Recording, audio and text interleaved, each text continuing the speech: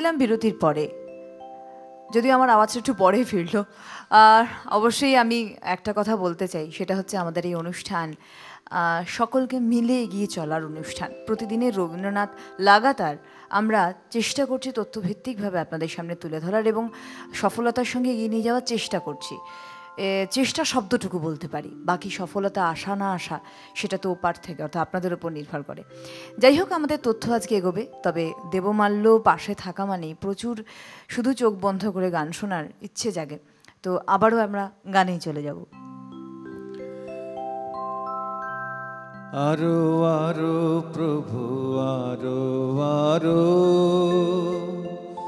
আরো আরো প্রভু আরো আরো, এমনি করে আমায় মারো। আরো আরো প্রভু আরো আরো, আরো আরো প্রভু আরো আরো, এমনি করে আমায় মারো। আরো আরো প্রভু আরো আরো।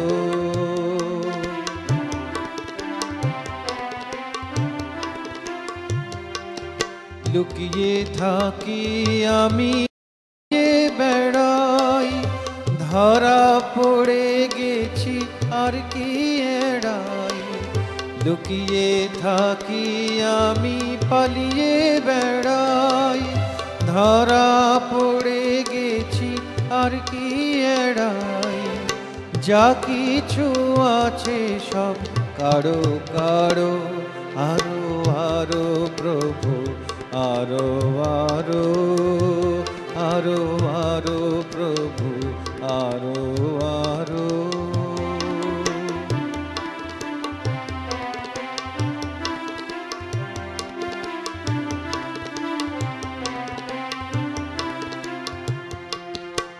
এবার যা করবার তা সারো সারো, আমি হারি কিংবা তুমি হারো।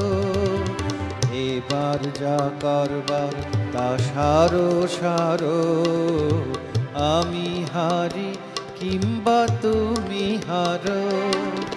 ঘাটে ঘাটে বাটে করি মেলা, কেবল হেসে খেলে গেছে বেলা।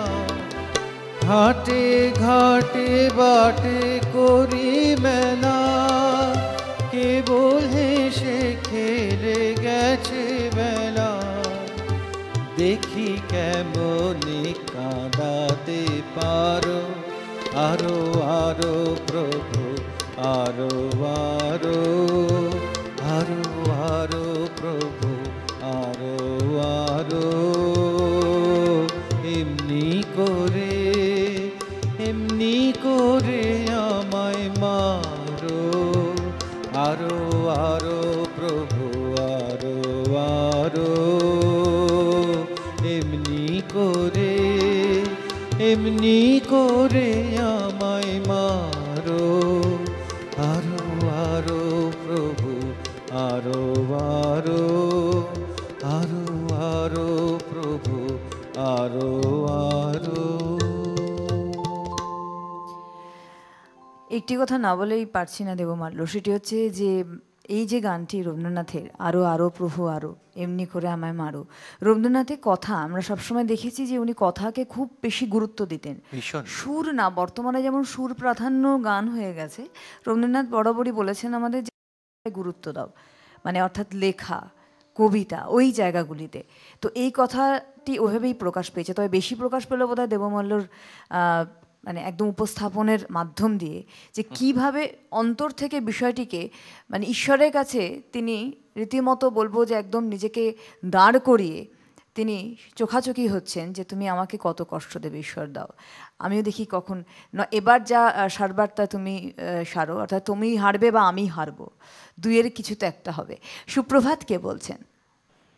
সুবর্ণা, আগাম দীপাবলির শুভেচ্ছা একদম, এবং অবশ্যই বিজয়ার শুভেচ্ছাটাও জানাই। আমি শিলিগুড়ি থেকে বলছি, যদিও আমি একেবারেই ফোন খুব কম করি, মানে জেনারেলি ফোনটা করি না এই কারণে যে শুধু শুধু কথা বলে সময় কিছুটা নষ্ট করা, এই জন্য এই ভাবনা থেকে কিন্তু করি না। কিন্তু তার অর্থ এই নয় যে আমি আপনাদের সাথে নেই, আমি আপনাদের সাথে ভীষণ ভাবে মানে ওতপ্রোত ভাবে আপনারা আমার জীবনে জড়িয়ে গেছেন। বাহ, এটা খুব ভালো লাগলো অন্তর থেকে। আর আমাদের তরফ থেকেও বিজয়ার শুভেচ্ছা এবং আগাম দীপাবলির অনেক অনেক ভালোবাসা, শুভেচ্ছা।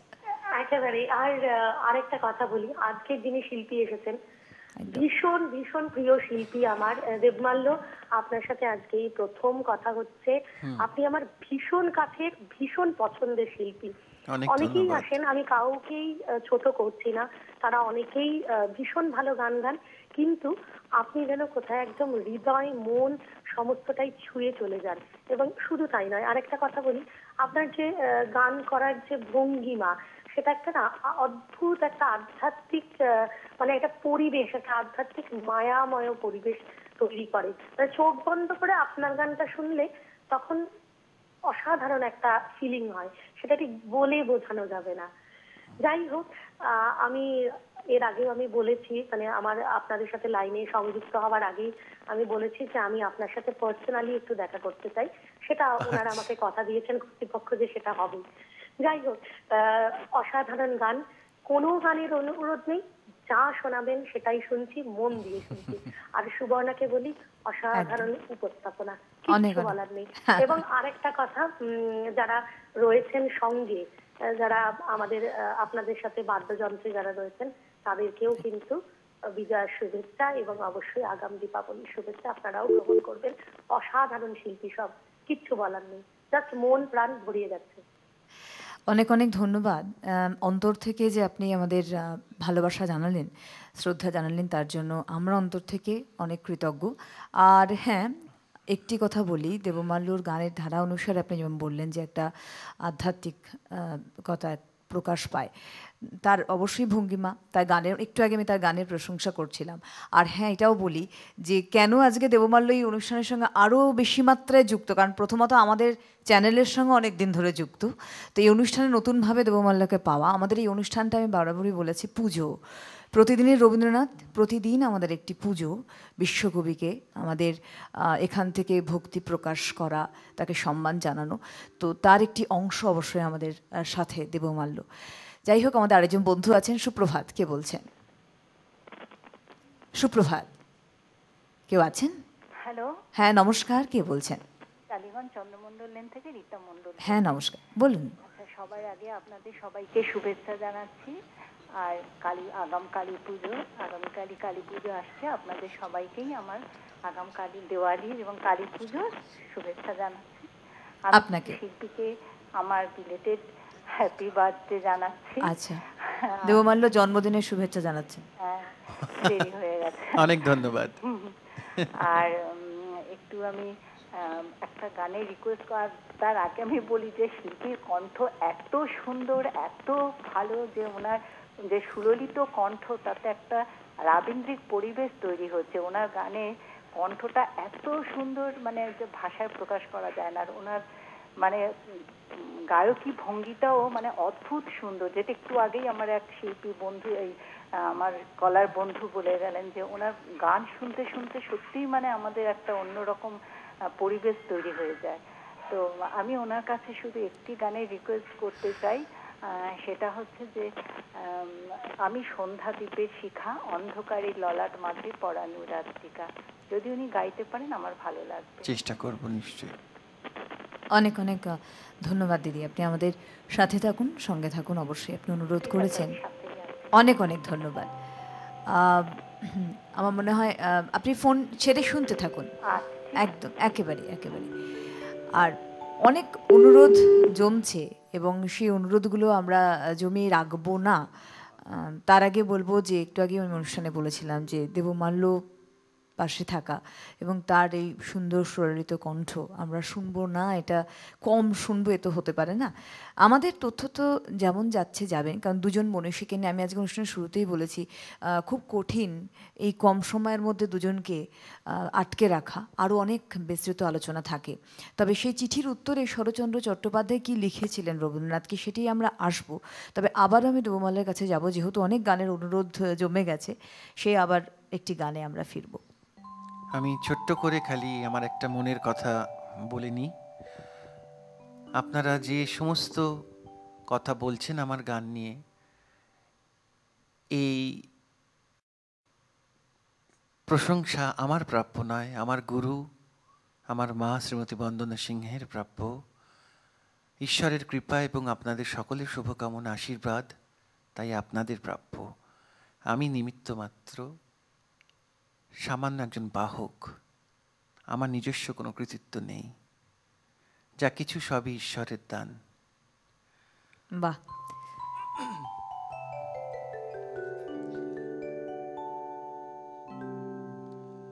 দিনগুলি মোর সোনার খাঁচায় রইল না, রইল না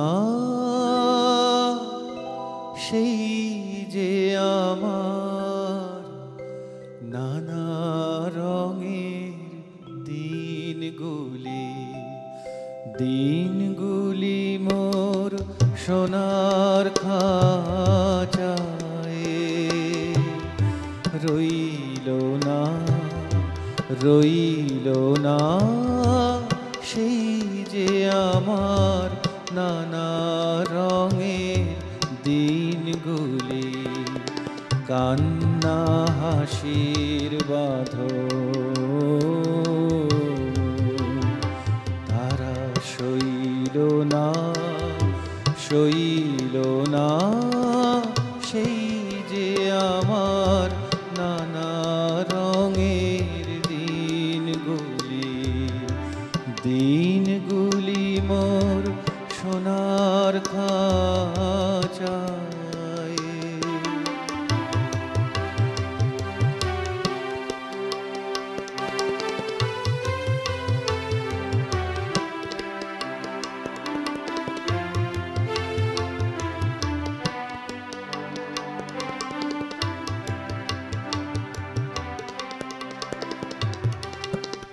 আমার প্রাণের গানের ভাষা শিখবে তারা ছিল আশা।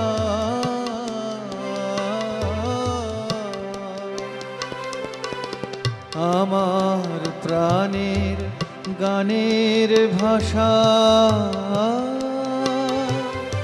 শিখবে তারা ছিল আশা।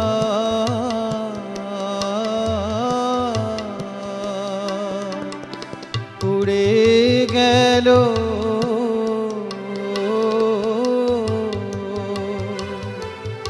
সকল কথা, কইল না, কইল না সেই যে আমার নানা রঙের দিনগুলি।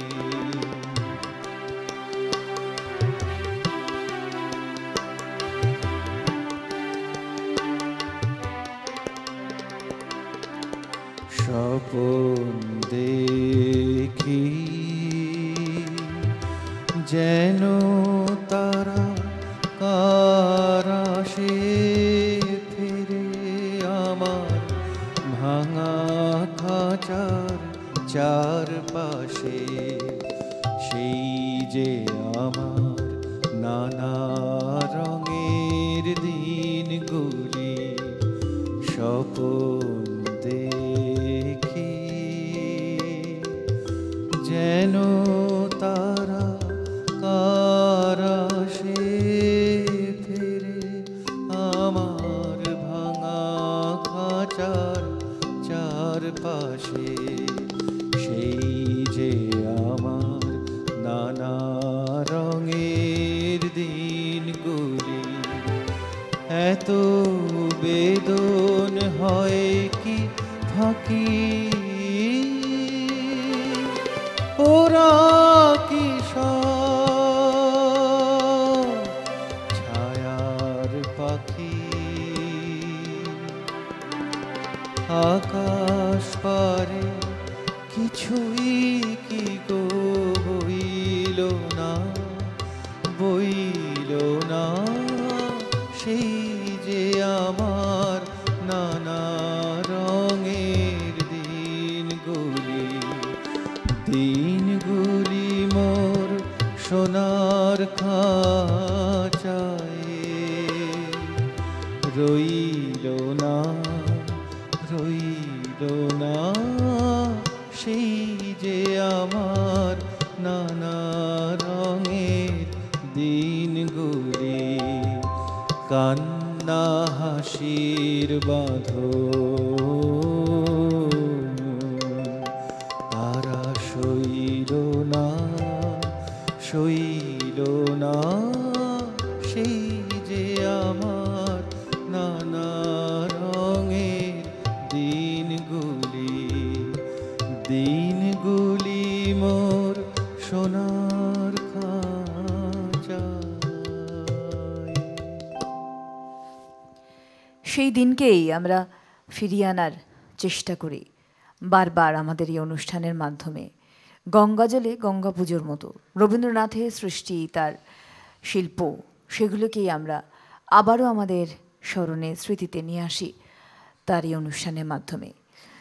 সেই দিনে আবার আমরা ফিরে যাব যে দিনে ব্রিটিশ রাজ ছিল এবং শরৎচন্দ্র চট্টোপাধ্যায়ের পথের দাবি নিয়ে রবীন্দ্রনাথ তার প্রতিক্রিয়া চিঠিতে জানান। তার প্রত্যুত্তরে শরৎচন্দ্র চট্টোপাধ্যায়ও কিন্তু দিয়েছিলেন একটি চিঠি। আসবো। সুপ্রভাত, কে বলছেন? হ্যাঁ, সুবর্ণা, আমি তপতিদি। হ্যাঁ তপতিদি, হ্যাঁ, আগাম শুভেচ্ছা দীপাবলি। হ্যাঁ, ধন্যবাদ।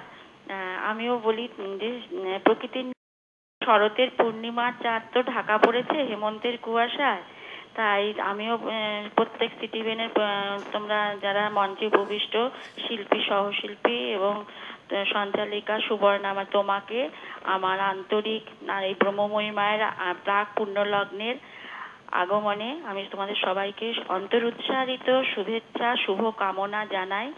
আর আজকের একটা কথা বলতে ইচ্ছে করছে, দেবমাল্যর গান আমি শুনতে পাচ্ছি না, বা তোমাদের কোনো কথাই শুনতে পাচ্ছি না। আমার দুর্ভাগ্য, আমি এখনো দেখতে পাচ্ছি না। সবার কাছে আমার আসছে না গো। যাই হোক, আমি বেশি সময় নেব না, একে অনেক কথা বলতে ইচ্ছে করছে। যাই হোক, আমি অ্যাপ্লিকেশন যা করেছি, জানি না কবে পাবো। তা দেবমাল্যের গান আমি আমার আত্মীয় পরিজনের কাছ থেকে শুনছি যে যেন মনে হয় যেন সে পুজোয় বসেছে। কাজে এই পুজোর সময় বেশি কথা বললে মানে তার সে যিনি গায়ক তার অনেক ব্যাঘাত ঘটে, আমি সেটা বুঝতে পারি, কিন্তু তবুও তো লোভ ছাড়তে পারি না। আর একটা কথা হচ্ছে যে আজকের যে তথ্য শুনলাম সোমেন, মাননীয় সোমেন বাবুর তথ্য, তাই তাকে আমি জানাই অনেক সাধুবাদ, ধন্যবাদ দিয়ে ছোট করব না। তার তিনি নেপথ্যে থাকেন, তিনি যদি আমাদের কাছে একবার মঞ্চে নিয়ে আসো তোমরা, এটা আমার একটা আবদার বলো, দাবি বলো, অনুরোধ বলো, যাই বলো। একেবারে একদমই তাই, আমরা সেই চেষ্টা করব। তবে আড়ালে থেকে আরো বেশি আগ্রহের জায়গা তৈরি করেন সোমেনদা, তো এটা তার আরেকটি বলবো জনপ্রিয়তা। তবে নিশ্চয়ই আমরা কথা রাখবো, আগামী দিনে নিশ্চয়ই সামনে নিয়ে আসবো। আর একটু যদি আপনারা খেয়াল করেন সোমেনদাকে মাঝে মধ্যে দেখতে পাবেন। যাই হোক, এটা আপনাদের অপেক্ষা রইল এবং আমাদেরও অপেক্ষা রইল আবার একদিন এই অনুষ্ঠানে নিশ্চয়ই সোমেনদাকে আপনাদের সামনে আমরা নিয়ে আসবো। তবে সোমেনদা এখানে একদম আমাদের ক্যামেরার সামনে না আসলেও তিনি যে তথ্য প্রতিনিয়ত আমাদের দিয়ে যাচ্ছেন, আজ নয় এত বছর ধরে দেখুন লাগাতার, এবং তার সঙ্গে আপনারাও আমাদের এই তথ্যে সংযোজন ঘটাচ্ছেন, তথ্যও দিচ্ছেন, সেটার জন্য আমরা কৃতজ্ঞ। আর সত্যিই আগামী দিনে আমরা এইভাবেই এগিয়ে যাওয়ার একটা অঙ্গীকার তো করতেই পারি, আর সোমেনদাকেও সামনে আনার নিশ্চয়ই অঙ্গীকার আপনাদের সামনে করছি। আজকে আমাদের এই অনুষ্ঠানে এই যে বললাম যে সোনার খাঁচায় দিনগুলিকে আমরা রাখার চেষ্টা করছি অন্তত এই সময়টুকুর মধ্যে। তো সেই সোনার খাঁচার দিনে আবার একটু ফিরে যাই। শরৎচন্দ্র চট্টোপাধ্যায় রবীন্দ্রনাথকে যে চিঠির উত্তর দিয়েছিলেন, সেই চিঠির উত্তরটি আমি একটু বলি। তিনি লিখে চিঠিটি পেয়ে রবীন্দ্রনাথের তার উত্তরে লিখলেন, শ্রীচরণেষু, আপনার পত্র পেলাম, বেশ, তাই হোক। বইখানা আমার নিজের বলে একটুখানি দুঃখ হবার কথা, কিন্তু সে কিছুই নয়। আপনি যা কর্তব্য এবং উচিত বিবেচনা করেছেন তার বিরুদ্ধে আমার অভিমান নেই, অভিযোগও নেই। কিন্তু আপনার চিঠির মধ্যে যে কথা আছে সে সম্বন্ধে আমার দু একটা প্রশ্নও আছে, বক্তব্যও আছে। কৈফিয়তের মতো যদি শোনায় সে শুধু আপনাকেই দিতে পারি। আপনি লিখেছেন, ইংরেজ রাজের প্রতি পাঠকের মন অপ্রসন্ন হয়ে ওঠে, ওঠবারই কথা। কিন্তু এ যদি আমি অসত্য প্রচারের মধ্যে দিয়ে করবার চেষ্টা করতাম, লেখক হিসেবে তাতে আমার লজ্জা ও অপরাধ দুই ছিল। কিন্তু জ্ঞান তো তা আমি করিনি। করলে পলিটিশিয়ানদের প্রোপাগান্ডা হতো, কিন্তু বই হতো না। নানা কারণে বাংলা ভাষায় এ ধরনের বই কেউ লেখে না। আমি যখন লিখি এবং ছাপাই তার সমস্ত ফলাফল জেনেই করেছিলাম। সামান্য সামান্য অজুহাতে ভারতের সর্বত্রই যখন বিনা বিচারে অথবা বিচারের ভান করে কয়েদ, নির্বাসন প্রভৃতি লেগেই আছে, তখন আমি যে রাজশক্তির তরফ থেকে অব্যাহতি পাব এই দুরাশা আমার ছিল না, আজও নেই। যাই হোক, পথের দাবি বইখানা আমার একার লেখা, সুতরাং দায়িত্বও একার। যা বলা উচিত মনে করি তা বলতে পেরেছি কিনা এটাই আসল কথা। নইলে ইংরেজ সরকারের ক্ষমতাশীলতার প্রতি আমার কোনো নির্ভরতা ছিল না। আমার সমস্ত সাহিত্য সেবাটাই এই রকমের। যা উচিত মনে করেছি তাই লিখে গেছি। চিঠির বয়ান আরও রয়েছে, তবে একটু থামবো আমি। একটি কথা অবশ্যই বলতে হয়, শরৎচন্দ্র চট্টোপাধ্যায় ঠিক রবীন্দ্রনাথ যে মনোভাবাপন্ন ছিলেন, যে তিনি যেটা ভাবছেন অন্তর থেকে, তিনি যা দৃষ্টিভঙ্গি দিয়ে এগিয়ে চলেছেন, সেই দৃষ্টিভঙ্গির প্রকাশ বা বহিঃপ্রকাশ বলতে পারি তার লেখা, তার শিল্পসত্তা। ঠিক একইভাবে শরৎচন্দ্র চট্টোপাধ্যায়ও কিন্তু একদম সোজাসাপটা মানুষ। তার জন্যই তিনি একমাত্র জানেন যে যতই ব্রিটিশ রাজ তার পথের দাবিকে বাজেয়াপ্ত করুক না কেন, একমাত্র এর মূল্য দিতে পারবেন স্বয়ং রবীন্দ্রনাথ। তার কারণ তিনি বলেছিলেন এটাই, যে কেন আমি লিখেছি পথের দাবি, কি আমি বলতে চেয়েছি, আমি সেটা লেখক হিসেবে যদি পাঠকের কাছে তুলে ধরতে পারি সেটাই আমার কাছে শেষ, শ্রেষ্ঠ। আমি যা মনে করেছি আমি তাই লিখেছি, এবং কৈফিয়ত আমি আপনাকেই দেব, কারণ আমি আপনাকেই পাঠিয়েছি। দুইয়ের মধ্যে কিছু ক্ষেত্রে মনে হতে পারে দ্বন্দ্ব, মত, ভিন্নতা, কিন্তু খুব ভালো করে শুনলে বা বুঝলে বোঝা যাবে দুজনের মতের অদ্ভুত একটি মিল রয়েছে। সুপ্রভাত, কে বলছেন? হ্যালো, নমস্কার। সুবর্ণাজি, হ্যাঁ, নমস্কার। নমস্কার। আমি টিভির আওয়াজটা কমবে ভাই, টিভির আওয়াজটা কমে কথা বলতে হবে। আচ্ছা শুনুন, আমি হ্যাঁ। বলছি যে প্রথমটা একবার দেখা হয়নি, আমি কারেন্ট অফ ছিল পানগাতে, তো কালী পুজো খুব ধুমধাম, একটু ও। ওই যে জায়গাটা আমাদের কারেন্ট অফ ছিল, যাই হোক এখন পেয়েছি। দেবমালকে তো বলছি, আপনাকেও বলছি একসঙ্গে, আর যারা সবাই আছে সবাইকে আমার নমস্কার। আচ্ছা নমস্কার। এবার বলি, রবীন্দ্রনাথ তো আলো নিয়ে অনেক কিছু লিখেছেন, সুতরাং আলো নিয়ে আমার নতুন কিছু বলার নেই।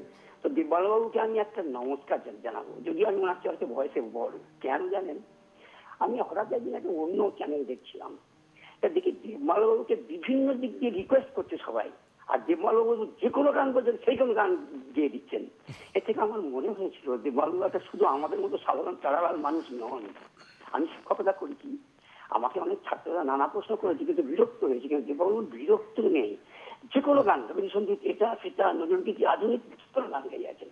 আমি তো দেবমালবাবুর গান একটা নমস্কার হয়েছে না, যদিও আমি বয়সে বড়, শ্রদ্ধা জ্ঞাপন করছি। আর সুবর্ণাদি, আপনার পরিচালনার কোনো ত্রুটি নেই, মানে এত ভালো লাগে আমার। কি মনে হয় জানেন আপনাদের কথা, এই তো বয়স হয়েছে আমার ৬৭ হলো, যে আপনারা সবসময় এরকম চালনা করে যান, সারাদিন আমি সারাদিন শুনে যাবো।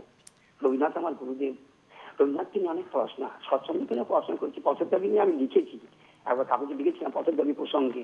সুতরাং পথের দাবিটা জানা আছে, সৎচন্দ্রের আপনি চিঠিগুলো পড়লেন ঠিক ভালো লাগলো। বিপ্লবের ইতিহাসের প্রকল্প, সুভাষ বসুকে নিয়ে হয়তো অনেকে বলেন, বিপিন বিহারীকে নিয়ে অনেকে বলেন, রবীন্দ্রনাথ গুপ্তকে নিয়ে লেখা, যাই হোক। হ্যাঁ, ডাক্তারকে নিয়ে, সুপ্রসাদী, এই সমস্ত আমার মুখস্থ আছে ধরতে গেলে। আমি কিনে পড়াশোনা করে কিনে পড়েছি। কিন্তু আপনাদের এই যে আলোচনার তথ্য এই মুহূর্তে অংশগ্রহণ করবো না, কারণ অনেক কাজ আছে, বন্ধ হয়ে যাবে। আমি সবাইকে আবার নমস্কার জানিয়ে, আমাদের পান্ডুয়ায় একটা আলোর উৎসব হবে, এবার হচ্ছে, এই উৎসবের নিমন্ত্রণ জানিয়ে শেষ করছি। নমস্কার সবাইকে আবার। অনেক অনেক ধন্যবাদ, এবং আপনাকেও অনেক অনেক শুভেচ্ছা এবং দীপাবলি এবং আলোর শুভেচ্ছা আগাম জানাই। আমাদের এই বছর হয়তো পান্ডুয়া যাওয়া হলো না, তবে নিমন্ত্রণ আমরা গ্রহণ করলাম, এটা অবশ্যই এখান থেকে বলতে পারি। আগামী দিনে নিশ্চয়ই আমরা সেখানে যাওয়ার প্রচেষ্টা চালাবো এবং আপনাদের সাথে সামিল হওয়ার চেষ্টা করব। তবে আলোর উৎসবে না যেতে পারি, আলোর উৎসবে আমরা এপার থেকে সামিল রয়েছে আপনাদের সাথে। আর বেশি কথা না বাড়িয়ে আমার মনে হয় আবারও চলে যাব সরাসরি দেবমালের গানে। হৃদয় আমার প্রকাশ হলো,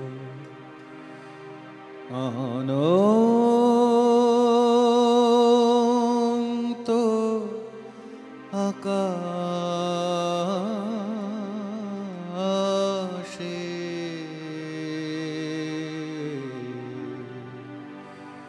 হৃদয়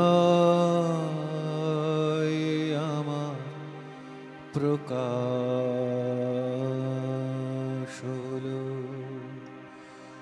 বেদন বাঁশি উঠল বেজে বাতাসে,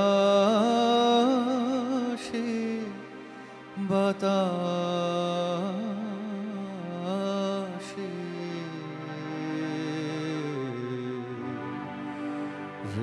হৃদয় আমার প্রকাশ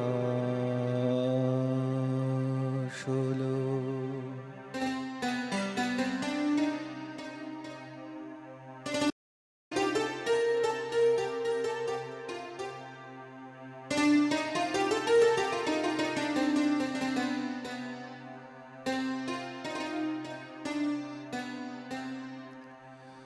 এই যে আলোর আকুলতা,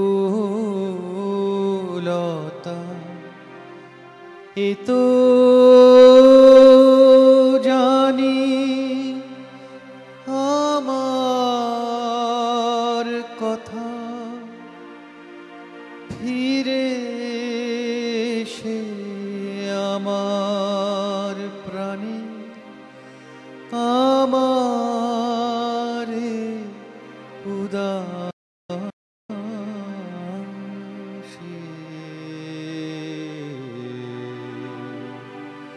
হৃদয় আমার প্রকাশ হলো।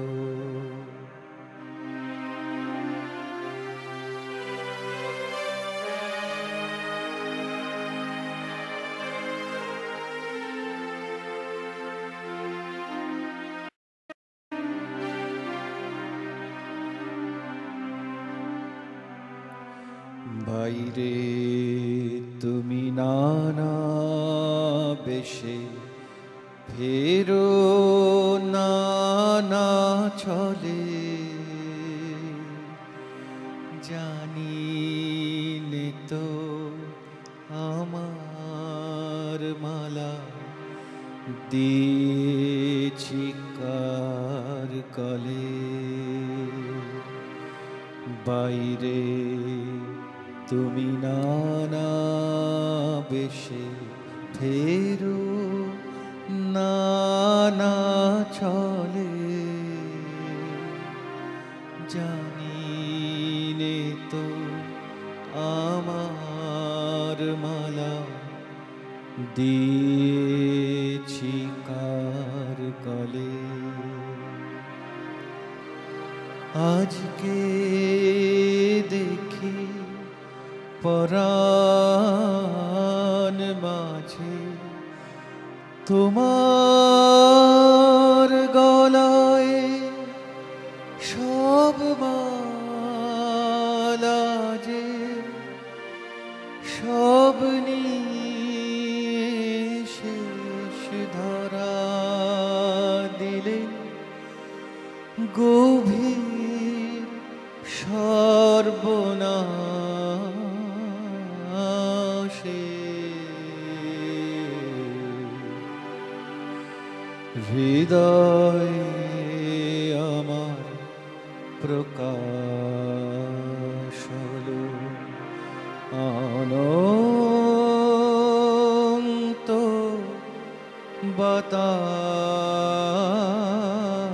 বাতাসে হৃদয় আমার প্রকাশ হলো বেদন বাঁশি উঠল বেজে বাতাসে বাতাসে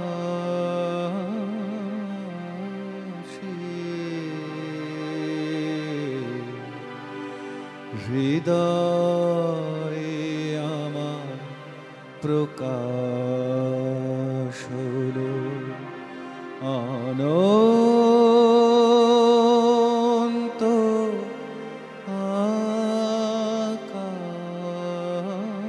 আকাশে হৃদয় আমার প্রকাশ